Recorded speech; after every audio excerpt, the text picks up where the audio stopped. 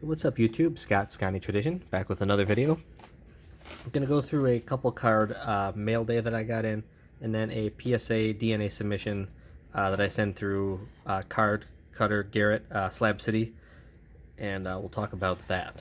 So, first comes first here. Got in this sweet thing here. This is the Seinfeld from 21 Topps American Pie, which is kind of a really cool set. I didn't actually know much about that set until recently. There's a cool Michael Phelps card in there. There's a cool card of the Iwo Jima Memorial that's in there. There's a Miracle on Ice card, and also a Taylor Swift card, believe it or not, that has become quite popular. But I always wanted the Seinfeld one card I've been watching for a long time.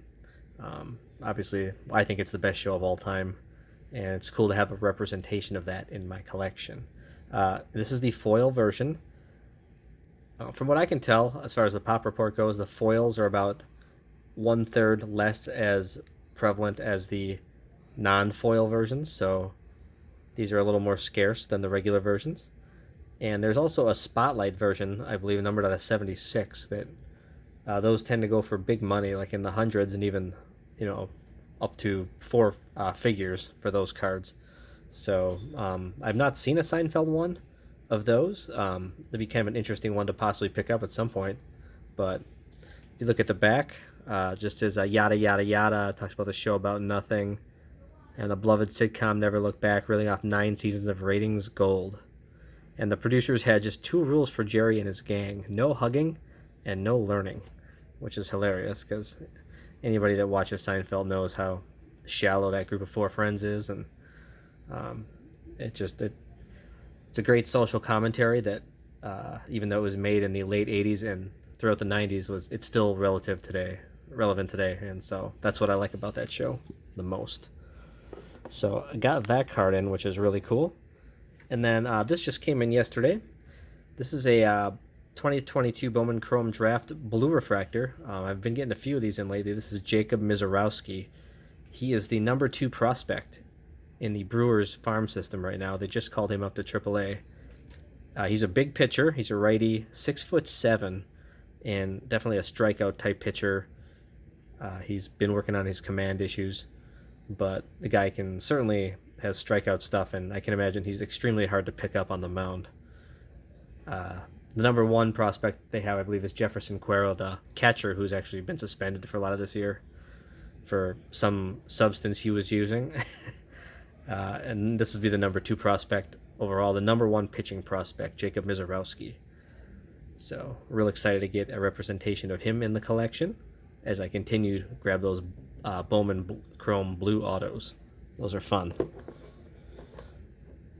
And then let's get into the PSA DNA submission from Garrett.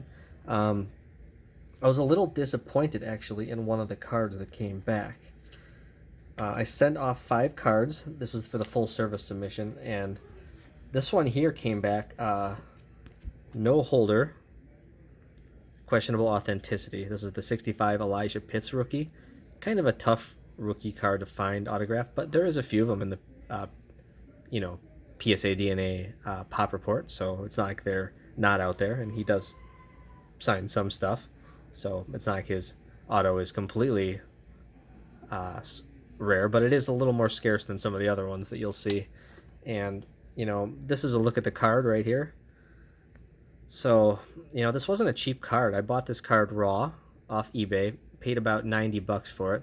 It was probably over $100 with the shipping and tax and everything like that. So I don't know. I've looked at several versions of Elijah Pitt's autograph, and this one looks pretty good, to be honest. So I'm curious to know if some of you have had this same issue where you sent a card in to PSA DNA and that you're pretty sure that it's good and it just comes back not good, or at least questionable authenticity. I'm thinking that's what this case might be. Just a case where there must be something about it where they can't I don't know if there's some little variance in it where they can't fully say 100% that it's correct, but they're not really saying it's not good either. You know what I mean? So they're just questionable authenticity on it. So it's unfortunate. I think it's a good auto. I'll throw this up here in just a minute, and I'll have you guys look at a few other autos of his, and you guys can decide along with me. But I'll go into those other 4 cards that I got in the submission. So this is the 87 Topps Tim Harris rookie auto, Packer Team Hall of Famer. Tell that's just a beautiful example right there. So that one came back authentic, which I would expect. And then we got the legendary general manager of the Packers, Ron Wolf. What's cool about this card, it's on that Legends of Green and Gold card.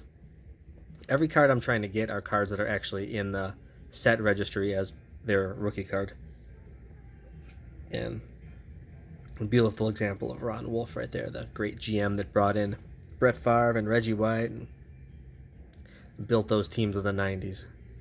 So real cool to get that one in. Now we got Hall of Famer and Packer Team Hall of Famer, but also NFL Hall of Famer Jan Stinerud. And beautiful example of his autograph there. These 81 Topps cards can actually be kind of tough for centering. So excited to get that one back and knock that one off the list. I think I'm up in the 60s now, or 60, around between 60 and 65 autos total, which is great because you know, I'm getting to the point where I'm going to be almost 3/4 of the way done with this project pretty soon. Even though, I mean, the last 20 autos could take me a long time, probably take me the rest of my life. And here's the last one in the submission. This is the 83 Topps Mike Mad Dog Douglas. You can see he inscribed Mad Dog there, which is pretty cool. Also a member of the Packers Team Hall of Fame. So real excited to get that one in as well. So I'm just going to pause the video and I'm going to come back and we're just going to look at a couple examples of Elijah Pitt's autographs. So hang on. Alright, so here's an example of Elijah Pitt's autograph. This is a team issue card that was signed by him. Hopefully you guys can tell pretty good there. There's the Elijah Pitt's. Here's the example that I have. Let me see if I can get some light over here. We'll shed some light on this. I'll take it out of the penny sleeve.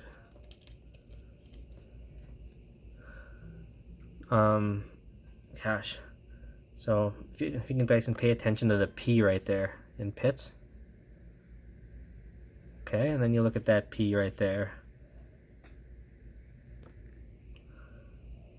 I don't know.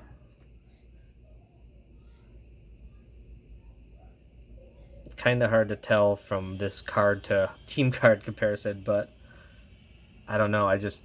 I'm not sure who's out there faking Elijah Pitt's autographs, but so I don't know. That's one example. There are a few other examples here. There are some other examples where he signs a little more sloppily on his autograph. Here's a PSA DNA one right here. And you can see the Elijah Pitt's there. This was a written really nice autograph on a index card, so it's not on an actual card.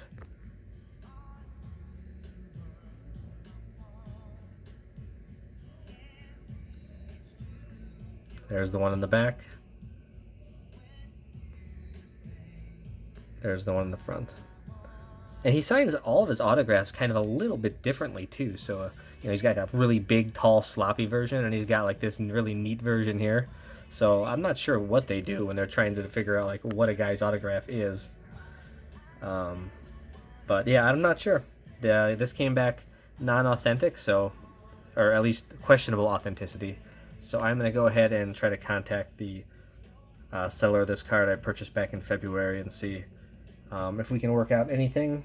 I believe all the cards that he sells on his, he's got 100% feedback too on his eBay, and plenty of other, you know, autographs and Packer autographs on his website. And I've never had an issue with actually sending a card in, you know, that I bought from this seller. So we'll see where it goes. But it's unfortunate because I actually do think that this card is probably legit, even though it got the PSA DNA no holder, which is kind of frustrating. So, but really happy with the other 4 cards in the submission. Glad to knock those off the list. And I guess the hunt will continue for a slabbed Elijah Pitt's. And real excited to get that Seinfeld card and that Brewers prospect card as well. Was actually a really fun day today. Actually went to the LCS with my boys and picked up a blaster box of 2023 Donruss Optic. So that's cool. Or Panini Optic, excuse me. I don't know if it's called Donruss Optic anymore. Panini Optic. So I'm going to open that at some point. And then I did get a hobby box of 2023 Stadium Club with 2 autographs per box. I just love the way Stadium Club cards look. Just can't beat them. All the way back to the 90s, they look great. And then got a box of the Topps Chrome Platinum from 23 as well. And these cards are just beautiful. Love the way they look. So that would be exciting to open those. Hope you guys are doing well. I will talk to you again soon. Keep you updated on the Elijah Pittz situation. Thanks so much for watching. Have a great weekend.